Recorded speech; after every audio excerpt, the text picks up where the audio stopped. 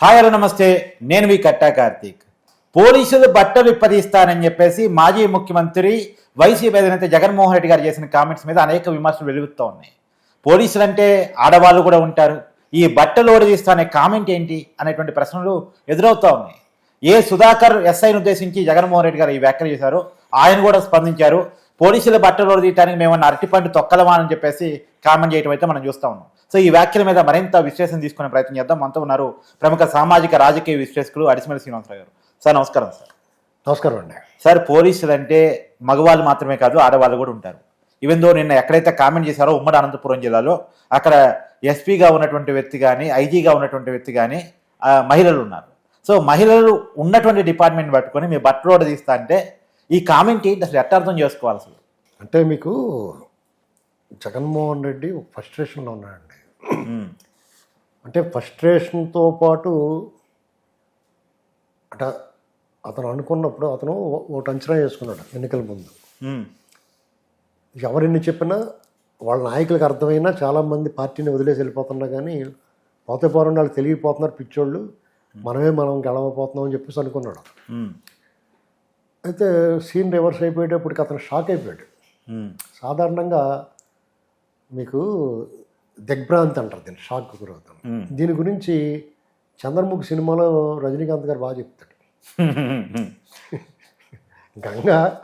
గంగా చిన్నప్పటి నుంచి జరిగిన షాక్ తగిలిన మొదటి దిగ్భ్రాంతి, రెండో దిగ్భ్రాంతి, మూడో దిగ్భ్రాంతి అని చెప్తారు కదా. అలాగే తనకి ఒకేసారి 3 దిగ్భ్రాంతులు కలిగినాయి. ఏంటి? 1 ఓటమి, 2 భయంకరమైన ఓటమి అంటే 11 సీట్లు పరిమాణం అవడం, 3 తనకు కుడి ఎడమ భుజాల కింద ఉన్న వాళ్ళందరూ పారిపోతాం, ఎవరు అండగా నిలిచే పరిస్థితి. ఒకేసారి ఇన్ని దిగ్భ్రాంతులు. దీనికి అదనంగా కేంద్ర ప్రభుత్వంలో టీడీపీ అవసరం ఉన్నాడు. ఇన్ని దిగ్భ్రాంతులు షాకింగ్ మీద షాకులు తగిలేసిన తర్వాత ఎవరికైనా ఎలా ఉంటుంది? కొంచెం కన్ఫ్యూజ్ అయిపోయి రకరకాలుగా మైండ్ సెట్ అయ్యాడు. అతను కొత్తగా ఏం లేడు, ఎప్పుడు అలాగే ఉన్నాడు. ఇప్పుడు కొత్తగా ఏం మాట్లాడలేదు. అతను 2019 ఎన్నికల ముందు కూడా వైజాగ్ ఎయిర్పోర్ట్లో అలాగే బెదిరించాడు. అప్పుడు ప్రభుత్వం ఇతను పెద్ద పట్టించుకోలేదు. దాని ఫలితం 2019లో చూశారు. గతంలో నాకు గుర్తుంది సార్, కృష్ణా జిల్లాలో ఏదో ట్రావెల్స్ ప్రమాదం జరిగినప్పుడు ఒక బస్సు ఆ కలెక్టర్ గారి మీద అలాగే ప్రవర్తించాడు. అవును. అప్పుడు వీళ్ళు సరైన చర్యలు తీసుకోలేదు. కోడికత్తి అప్పుడు కానీ సరైన చర్యలు తీసుకోకపోవటం వల్ల 2019 నుంచి 24 వరకు తెలుగుదేశం పార్టీ, ఆంధ్రప్రదేశ్ ప్రజలు ఇద్దరు కూడా మూల్యం చెల్లించారు. ఇప్పుడు మళ్ళీ అదే స్ట్రాటజీ. అతను ఏం మార్చుకోడు, ఎందుకంటే అతను కలిసి వచ్చిన అంశం అది. అయితే వస్తే కొండ పోతే వెంటిక అతని లెక్క. కాబట్టి అదే స్ట్రాటజీలో వెళ్తున్నాడు.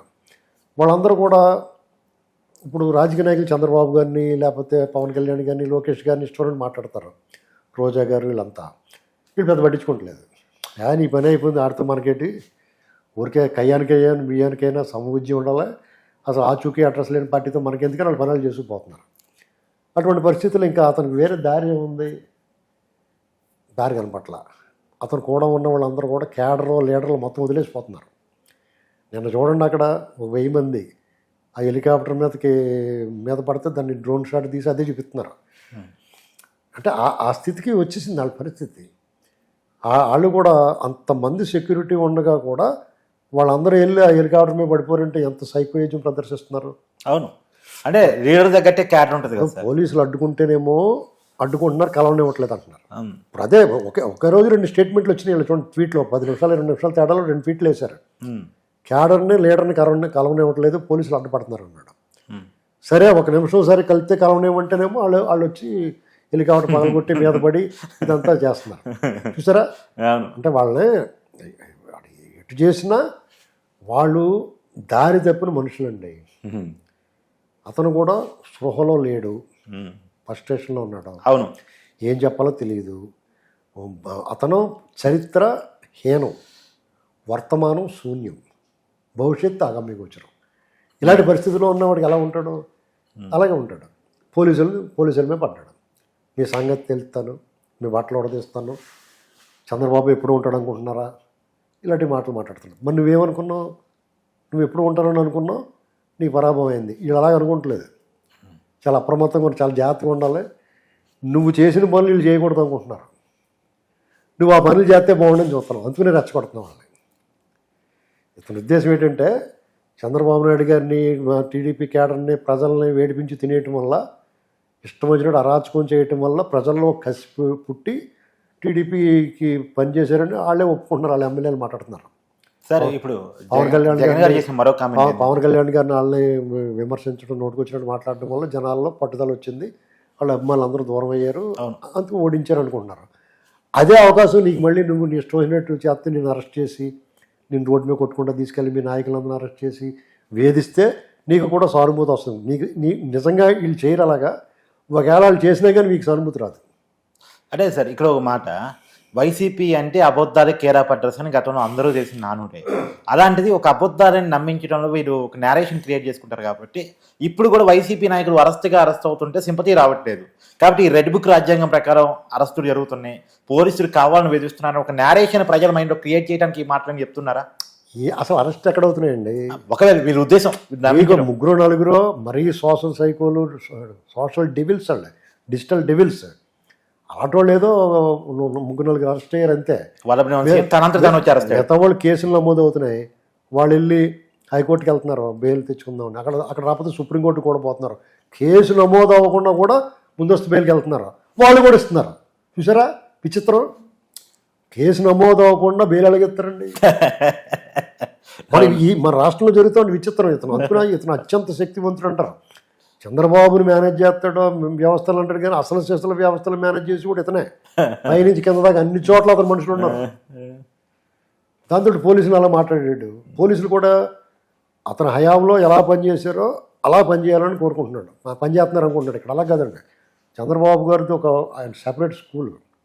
ఇప్పుడు జగన్మోహన్ రెడ్డిది ఏంటి, ఆ పాలసీ ఏంటి అతను చెప్పక్కలేరని అతను ఓటం చూస్తే తెలిసిపోద్ది, వీడు పచ్చినెత్తురు తాగుతాడు రా బాబు అని. అలా పనిచేశారు. చంద్రబాబు నాయుడు గారి దాంతో వీళ్ళు డిఫరెంట్, అలా పనిచేస్తున్నారు.